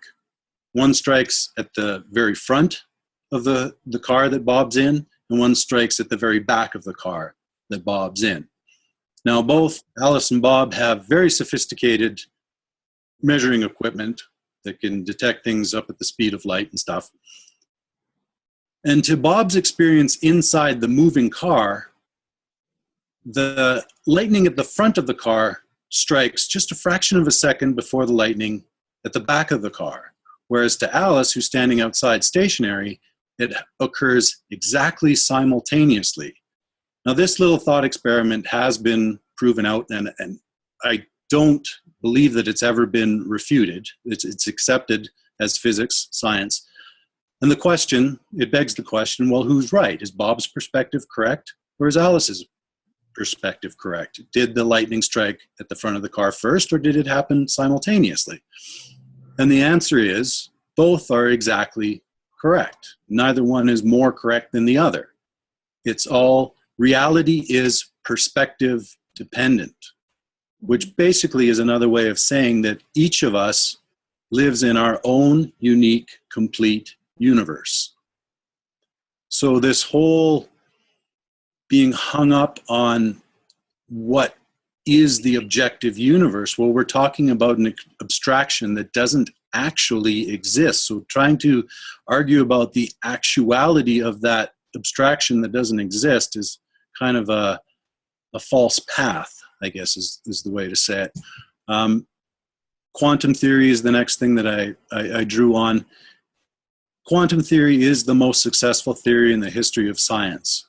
More than a third of modern technology is based on the mathematics derived from quantum mechanics, meaning that every time they try to design technology that's based on quantum theory, the math works out absolutely perfectly, exactly as the theory predicts every single time. It is the most successful theory in science, in the history of science.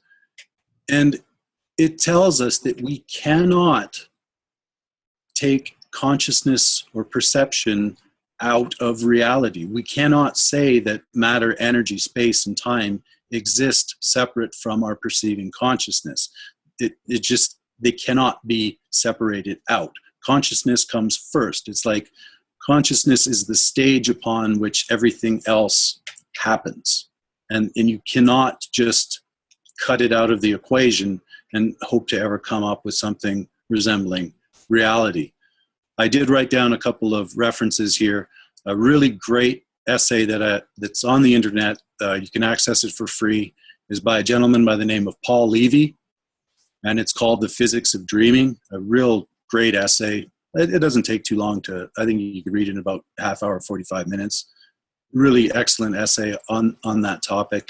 And another one is a book that came out a couple of years ago, I think. It was called The Quantum Enigma by a couple of physics professors, Kuttner and Rosenblum. And they just delve into this whole idea that we can no longer ignore consciousness. Even though we've known this for 100 years, science still hasn't integrated this, though. Mm-hmm. We still kind of are sitting here in this Newtonian world, which is what my last little paragraph here at the bottom talks about, is we live in a world where the vast majority still hold a predominantly Newtonian view that space, time, matter, and energy exist independently from our perceiving consciousness. Science has known for at least 100 years that this is dead wrong, and it's not in dispute. It's not like the physicists are arguing over this. They're all in agreement that no, the Newtonian view is dead. It's incorrect. And it's not just a matter of precision. It's backwards, basically. And what I mean by that is that we could take the example of consciousness itself. In the Newtonian view, consciousness is considered as an end product of a material evolution, whereas the quantum view or the relativistic view tells us, no, consciousness has to come first. Nothing else exists outside of consciousness. So it's a completely inverted view to think that consciousness is an end product of material evolution. We've basically proven that that's simply not possible. And my last sentence there is, this singular error keeps us focused externally, and it gives an unnatural precedence to that which is outside of ourselves as somehow being more real, whereas it's the experience within our own perception, our consciousness, that alone is real, and that we can verify for ourselves in every moment. That's the only thing that we can verify for ourselves, is our own conscious experience of reality. So essentially, that's all that's real. So this, the fact that we've been stuck in a Newtonian worldview, like the vast majority of people around the world, I honestly think they do believe that we still live in a material universe, and that our consciousness, our emotions, all that is secondary and somehow subservient to this external material universe. And to me, that's a failure in education. I wondered when I got out of high school how it was that I took physics and I understood physics very well, got excellent marks in physics, and even I came out of my high school graduation thinking that I lived in a Newtonian world. I missed everything that I just said in the last slide that did not come across during my education. And a lot of it was, we all learned Newton's equations, the little mathematical formulas about bodies in motion that we could calculate, how the interactions would end up for bodies in motion when they collide and such. And we were told that those equations hold up in everyday life, in normal situations, but when we're dealing with the very large or the very small or the very fast, well, then Newton's equations begin to break down. So we were led to think, well, it's just a matter of precision, that Newton basically had it all right, but just in the extreme cases, well, it starts to break down in terms of precision. Well, that's just not true. It's not a matter of precision. It's Newton didn't have the actual basic orientation correct. It just happens to work out that in everyday life, due to the habits of our perception is the way that I understand it, that's why those equations continue to work. So moving forward, if we could have a new education, the future of education during and after this transition will shift from disseminating information and promoting preferred facts or information to teaching to the development of the internal tools of knowledge. So developing basically our internal reality, acknowledging that that's what is real, and let's focus our attention there and see what we can develop that is our innate biological tech. I quickly went through and just listed what that internal tech is, the different, we could call these the different subjects of the future of education, would be imagination, intuition, discernment, ingenuity and innovation, emotional stability. Emotions are part of consciousness, a way of instantly knowing things. I do draw as a distinction between emotions and feelings. To me, feelings are more organic and raw and come directly from the internal center, or they're more source-based, whereas I believe that emotions, E/motions, are more reactions to the external reality, and emotions are things that are actually fed more by our thoughts. An emotion will fleetingly go through our consciousness unless we feed it with our thoughts. We need that repetitive internal dialogue that will go over and over this external thing that happened to us, and now it's going to feed our emotions. So I guess part of emotional stability would be able to recognize the difference between feelings and emotions.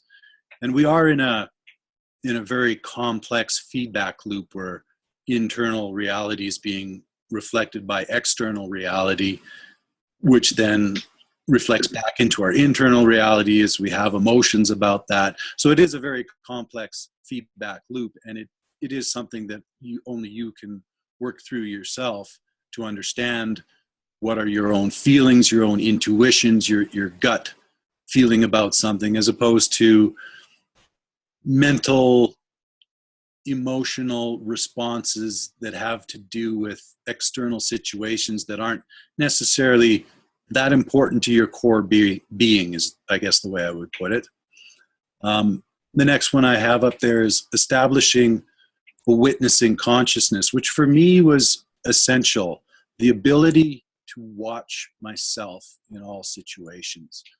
The philosophy that I live by now is that everything comes down to me. Nothing in my life is ultimately dependent on externals, except for maybe food, but that's one that we were beginning to talk about, that maybe even that is not necessarily true. But everything comes back to me. So I have to be able to see myself and ask myself, whatever situation I find myself in, what is it that I myself can do about that? There's no point in coming up with blame. Pointing the finger away from myself serves ultimately no purpose. That's not going to help me get through any situation or prevent an uncomfortable situation from occurring again. That it has to come back to me, and to establish a witnessing consciousness is the way that I found that was absolutely essential. I used meditation myself to do that. That's all I ever did in meditation, was just basically watch myself thinking. And once I was comfortable at doing that, I found I could translate that into my everyday life and just remember to do that at all times to see, well, what am I doing here? And what could I do differently if I don't like what's happening? I go on then to mention about psychic abilities, and I put telepathy down there specifically because that, to me, that's the important one, in that it's language itself that turns us outward, that makes us believe so strongly in this external reality, because the abstraction of the external universe is where we exchange language. I'm putting words out there and you're grabbing them from where I'm putting them out there. If we actually had a viable telepathy, an internal internet, if you will, we could dispense with language and hopefully just exchange impressions and images and not need to have this objectified medium, which isn't actually real, to exchange ideas and feelings and the whole bit. Receiving impressions from spirit, that's along the lines of feelings coming from inside, inspirations coming from inside. When I sit down at the computer to write a new story or write a poem or something like that, I receive what I call impressions. Impressions I want to think of as a very broad term. Impressions can include things like feelings and intuition, images.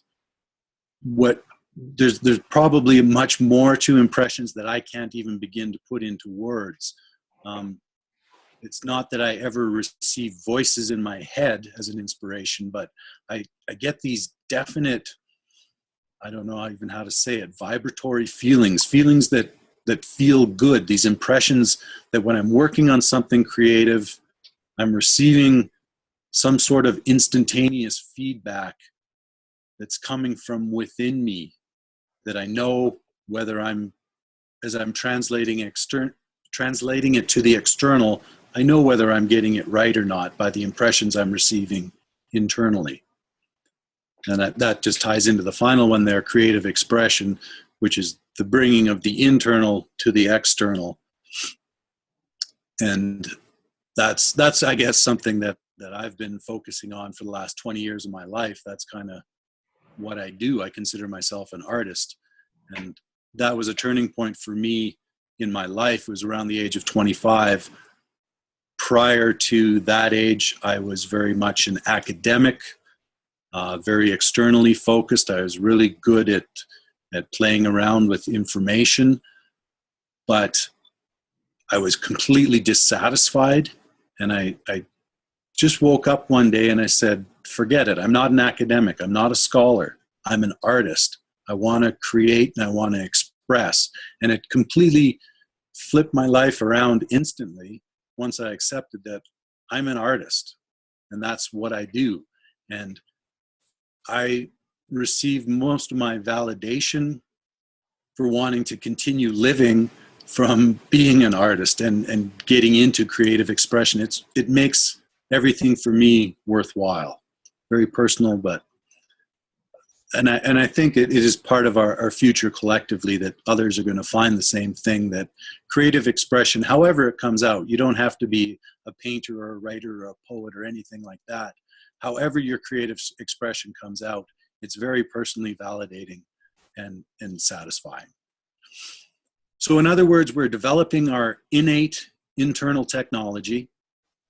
Those are all the human qualities which the AI does not possess and cannot copy. And we'll begin to value quality in all things, whereas quantity will hold less interest. We'll stop being less the bean counters, and we'll want to experience our own authentic internal quality experience, as opposed to amassing quantities of external stuff.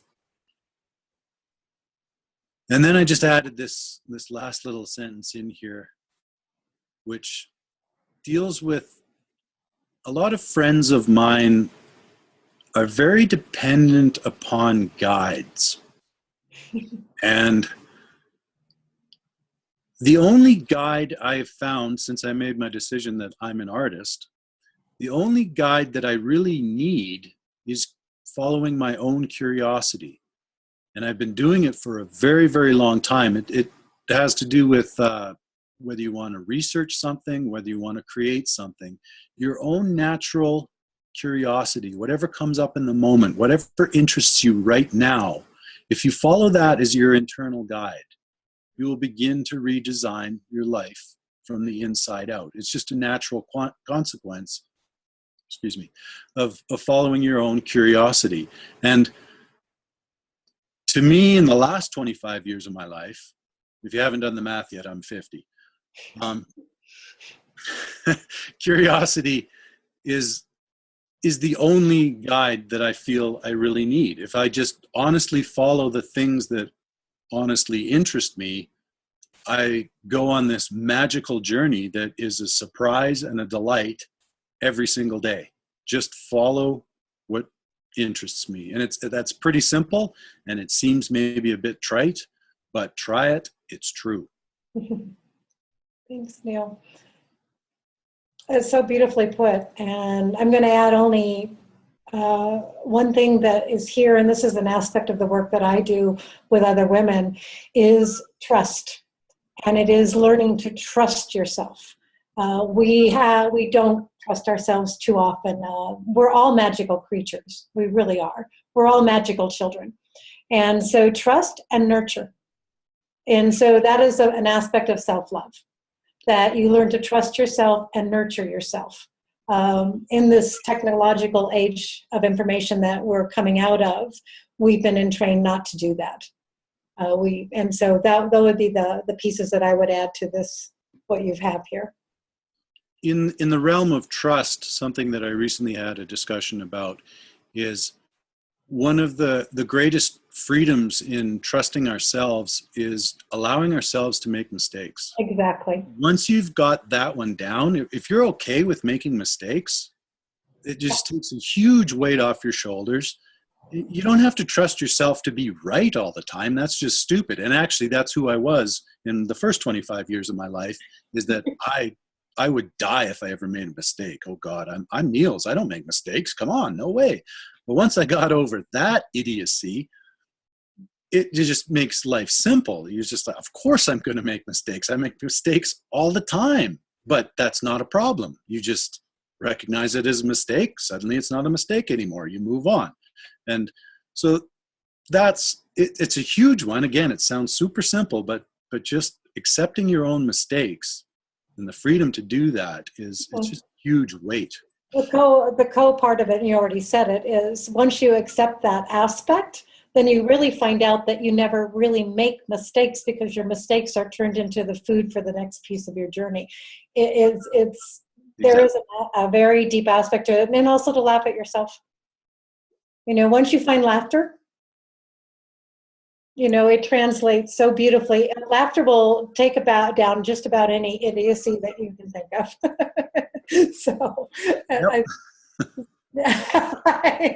Anyway, so let me move on to your next slide here. There we go.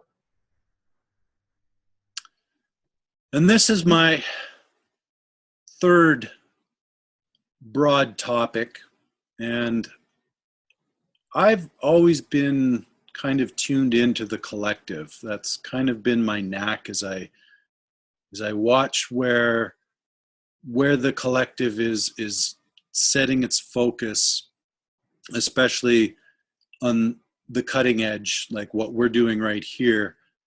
The collective right now is really striding into new territory like never before, in my opinion. And the way I'm framing this is that historically we've been in a hive mind collective unconscious. If we take the Jungian view of the collective unconscious, it's kind of been a hive mind. And let me begin at the beginning of my slide here. So from a hive mind collective unconscious, to the collaborative mind. Do we fully and truly believe that we are the creators of our own reality? I do.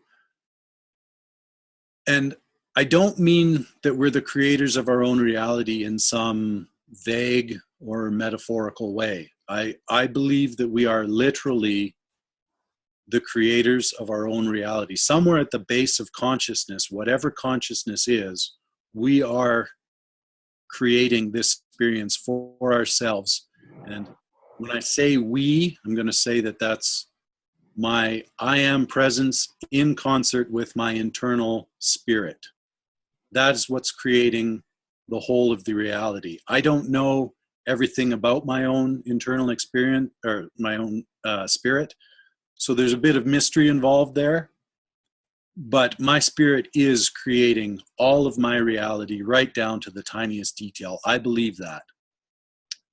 And I believe that we have always been the creators. It's not that this is something new or this is something that's going to happen in the future. This is just the way that reality has always worked, that we create our own reality at all times.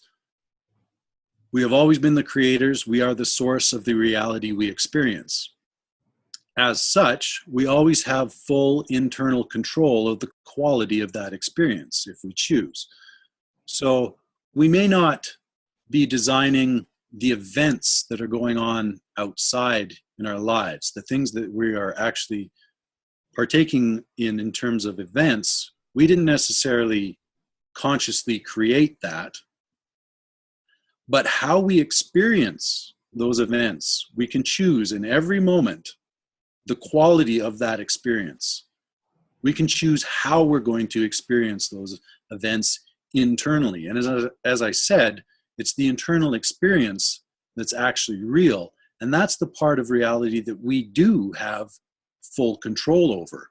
We don't necessarily have control over the reflection, what happens in the external reality, but the internal reality of our being. We get to choose what we want to experience within our own being, if we have the gumption to make that choice. You can leave that choice alone and choose not to choose and be tossed and churned around and have probably a pretty shitty experience. Still a choice. Still a choice, exactly. The shared world of our perception is an unconscious projection or creation of humanity's collective mind. So what we perceive as the shared world is the projected holographic nature of the world. Historically, our minds have been programmed or conditioned by the AI predator pathogen. We have the predator's mind. I took the sentence there basically from the Castaneda books, Don Juan saying that the predator has installed its mind in us. That's how we function. We use the predator's mind. And that's just the structure of the mind that we've used up to this present day. At the collective level, this presents as a hive mind, which is characterized by authority, hierarchy, conformity, and an arithmetic strength in numbers. I kind of talked about that a little bit before. It's just additive. 2 people have twice the power of 1 person. 3 people have 3 times the power of 1 person.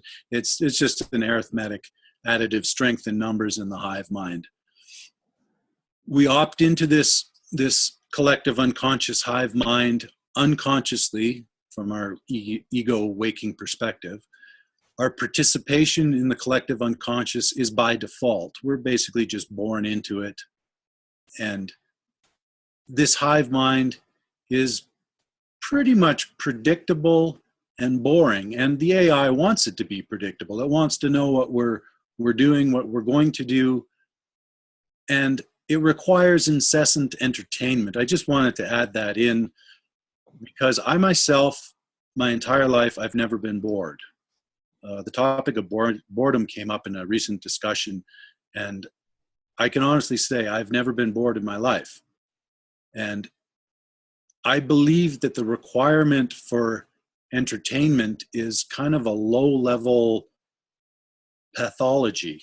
It's almost maybe it's neurotic. Maybe we can call it that. The need for entertainment is neurotic. I've always been able to entertain myself. I don't know why that's been unique to me, but I've never ever been bored. If I find a boring situation, I can somehow make it fun for myself internally, always. Yeah. I think that's going to bring us Okay. next to. Yeah, definitely think, I mean, just in the terms of synchronicity, I just wrote to somebody today, I'm never bored. I mean, my life is, how could I be bored with the internal processes that are going on here? And that's just another way of inviting people that are listening to really take this in and understand that, something really fundamental, beautiful truth here. Can I add a little bit to that? I just want to add about the predator's mind, which is, this AI or the dead light consciousness that we talk about here. And so when we heal our own selves, when we step into this, into the path of healing ourselves and healing our mind first, what happens is we gain this new energy signature of our mental body. It changes. It becomes fluid. It becomes this, like a living light frequency that is so unpredictable. Even to to ourselves, and the beauty of that, once we and this is when we can step in and recognize that new energy signature that we actually are having, stepping out of that hive mind mentality and stepping into this new mental energetic signature. And so that to me is what we can recognize in each other, and it gives us that fearless feeling of being okay, making mistakes, and being okay with moving forward with that signature, with that new signature that we're going to have. Our mental bodies will change, the energetic level will change in this collaborative mind period. Thanks. That's all I want. That leads perfectly into our next slide, which is the collaborative mind.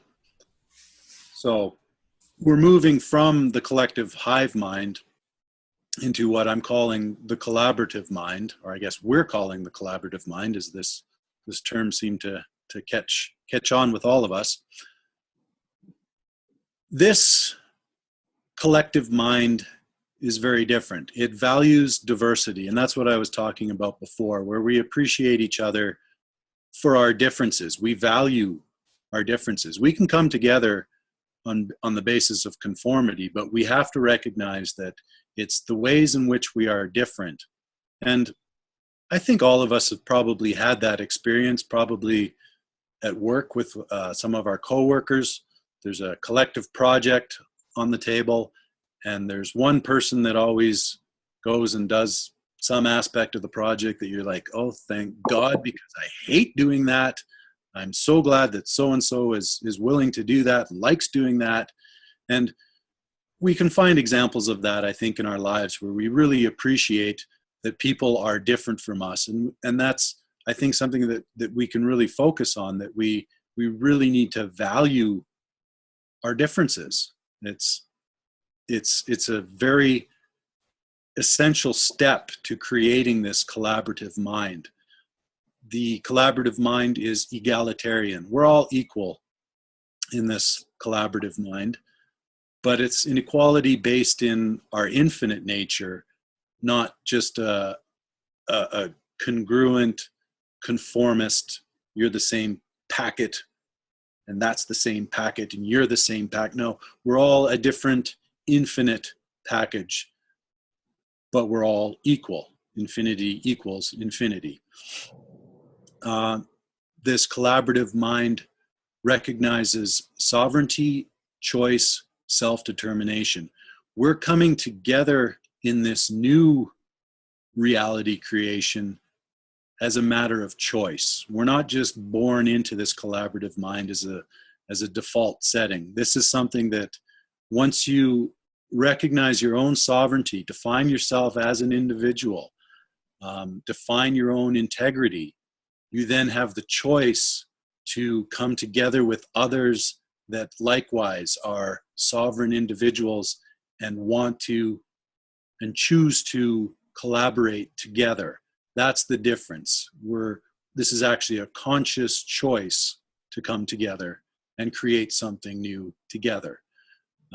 This demands integrity and authenticity. You can't fake it in the collaborative mind. Bullshit isn't going to work. It's just too easy to see through. If anybody's trying to fake it, I'm sorry. It's too easy to see through it, and we're seeing it in the news all the time. It's just. I'm sorry, but anything less than authenticity is just getting really, really easy to spot these days, and we're getting so used to it. You can't fake it until you make it. That it won't work anymore.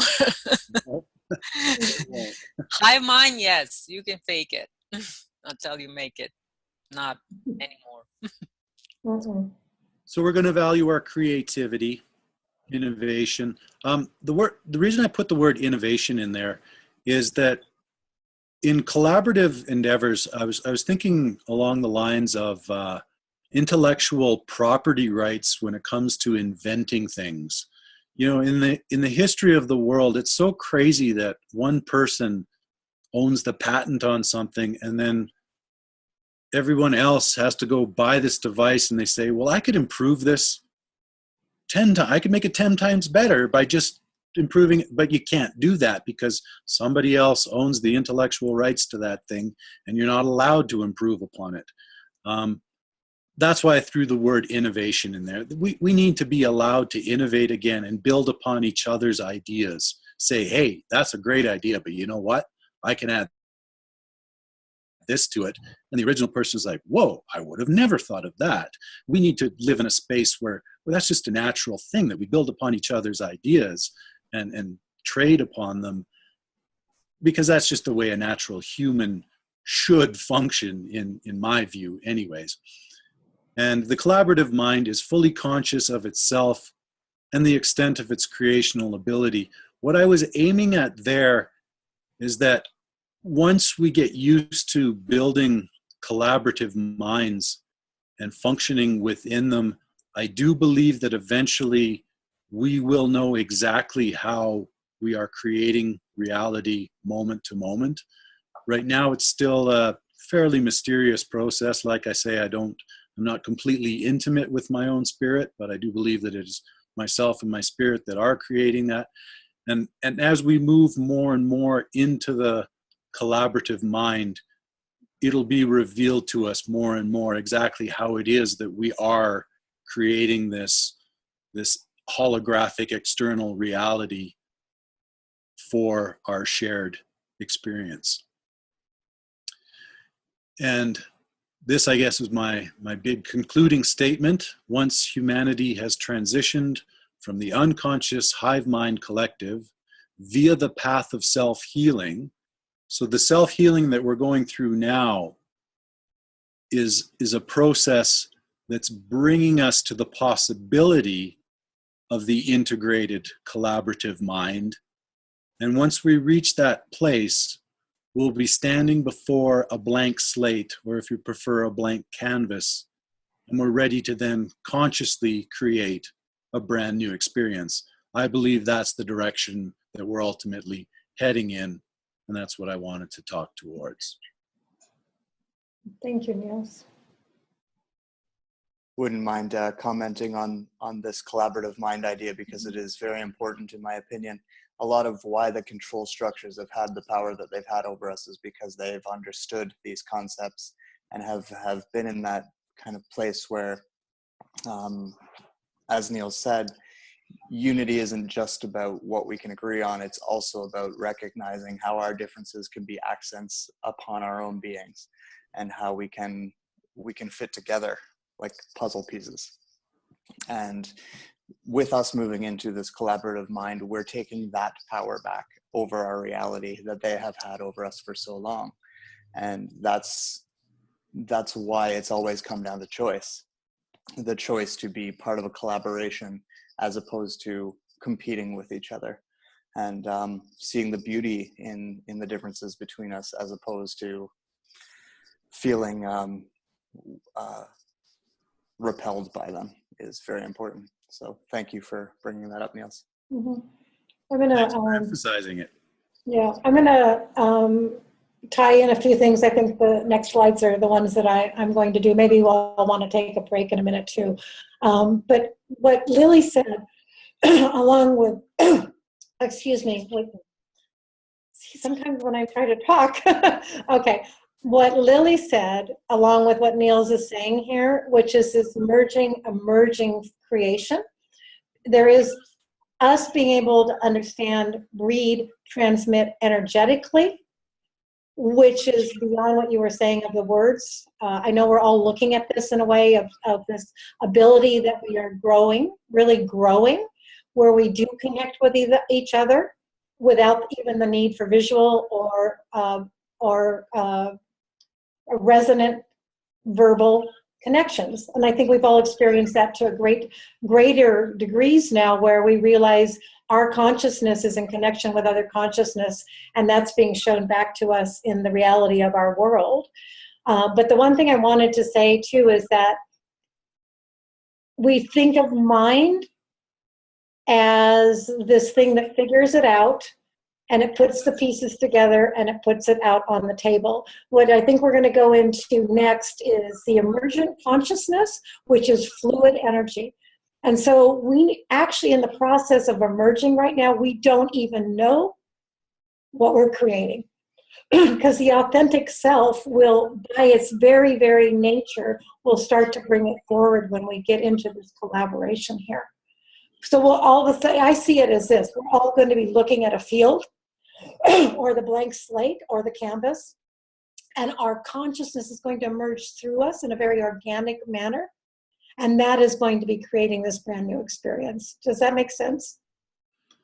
And I think we've been experiencing that in talks that are exactly like this, that yes, we've each prepared something that we want to bring through, but there's also the collaborative aspect of it, where something new is also coming through all of us at the same time, and we're feeling it energetically, and it opens it up to the possibility of us building upon each other's ideas. That is this is the collaborative mind right here being demonstrated to a small degree, and it's going to build from here. So, well, thank you so much.